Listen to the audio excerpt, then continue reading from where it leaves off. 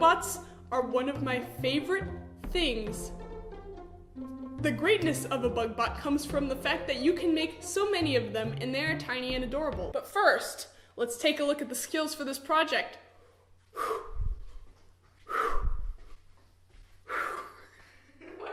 It's a goal! Wow. Okay, here's the BugBot recipe. All the ingredients to make the perfect BugBot can be found in the convenient BugBot box, which will be at the parts station at meetups. Go grab your parts. Here's what you'll need. 1 wooden block, 1 DC motor with wires pre-soldered on, a switch, a AAA battery pack to hold a AAA battery, and a AAA battery to go inside the AAA battery pack. You'll need 3 or 4 copper wires depending on if you want 6 or 8 little legs. Call me Josh Dunn. And some decorations. Hi, you also need a paperclip. Bye, thanks. Okay, so first, before anything else, we gotta plan the circuit for your BugBot. I'm drawing it out here so that we can figure out where we need to connect stuff. We need to create a big circuit between the battery pack, which provides the power, and the motor, which makes the movement happen, and the switch, which turns your BugBot on or off. By the way, that black wire that you see, that is what we call a ground wire. More on that later, but just know that every circuit needs a ground. Think of it as like a circuit completer. So before we make all the connections permanent, let's test it out. So I'm gonna put the battery in the battery pack. By the way, make sure that the switch is flipped to on. Now to test all of the components, I'm just gonna hold the wires together and complete the circuit real quick. And if you hear a little whirring, that's the motor spinning and it means that it's working!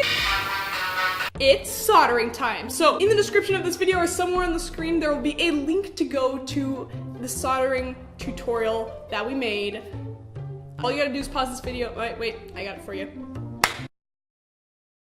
Now that we've got everything soldered together, our next step is gonna be customizing the body of the BugBot.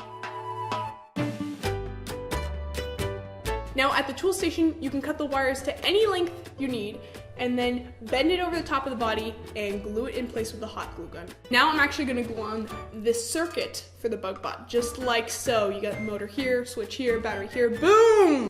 Now we gotta make the BugBot actually move when we turn it on. If you were to turn on your BugBot right now, it would not move. But if you take a paper clip, unbend it a little bit, just like that, just a little bit, and then glue it onto the output shaft of the motor, the thingy that spins, that sticks out, that actually unbalances the spinning and will make the BugBot move. It produces some torque. But you don't have to use a paper clip. That's what I like to use. It seems to work the best for me.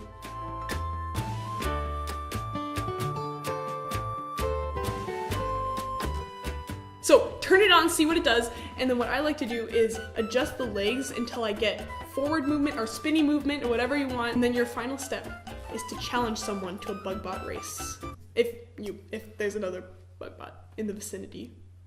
I choose BugBot!